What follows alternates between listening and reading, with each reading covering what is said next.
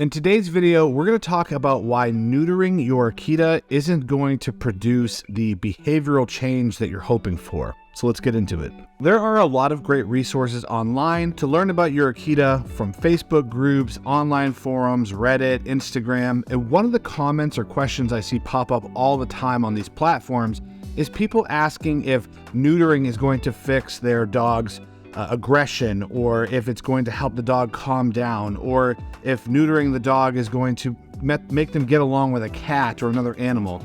And there is absolutely no data to support any of those things. So if you go back to the history of neutering in America specifically, in the 70s, there was an overpopulation issue. There was way more animals than there were people to take care of them. We still struggle with that today. And one of the simple fixes was stopping unwanted births of these animals by neutering and spaying them. It wasn't until after the fact that people started to come up with reasons why they should neuter or spay their animals.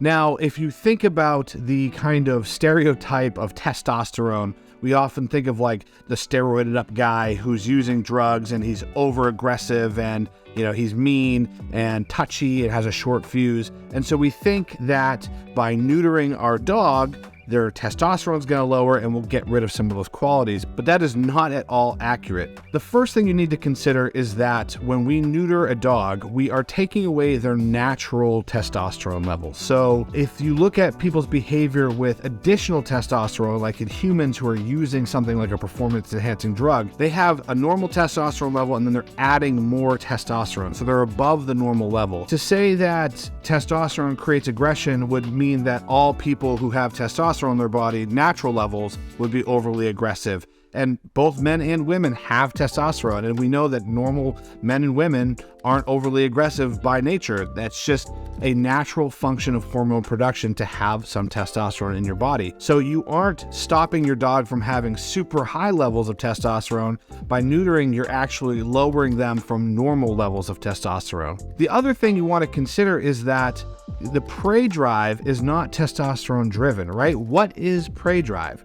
Prey drive is the need to hunt and kill to eat. All animals need to eat. So the prey drive of your dog is not driven by testosterone. It's driven just by evolution and regular biology. All animals have to eat, so all animals have a prey drive to some sense, and it's not testosterone driven. So by reducing your dog's testosterone by neutering, you are not going to reduce their prey drive. So if your Akita does not get along with a cat, getting rid of the testosterone by neutering is not going to make them suddenly be more friendly to the cat. Lastly, if you look at the symptoms of low testosterone in humans, you can see that one of the common symptoms is irritability. There's more modern data now coming out about neutering dogs that actually confirms this, which is that dogs can become actually more aggressive after they get neutered. Well, why would that happen, right? We're taking away this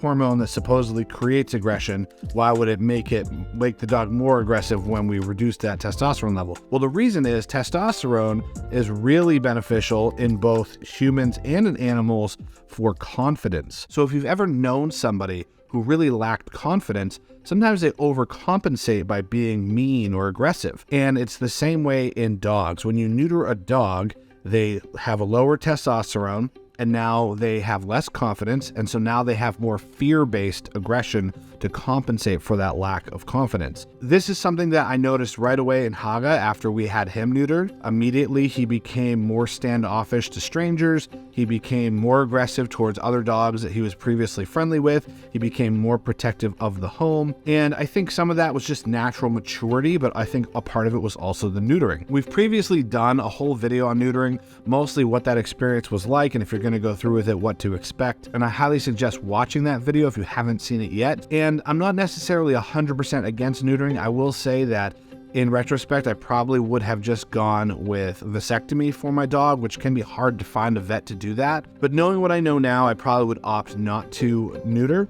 It is standard practice in the US. However, in other countries, that's not standard practice and they're still able to control population and the dogs live long, healthy, happy lives. There's pros and cons to neutering and not neutering. At this point, personally, I feel like not neutering is the way to go, but there are always considerations, sometimes for insurance purposes, sometimes you have an agreement with a breeder, and I think you should respect that.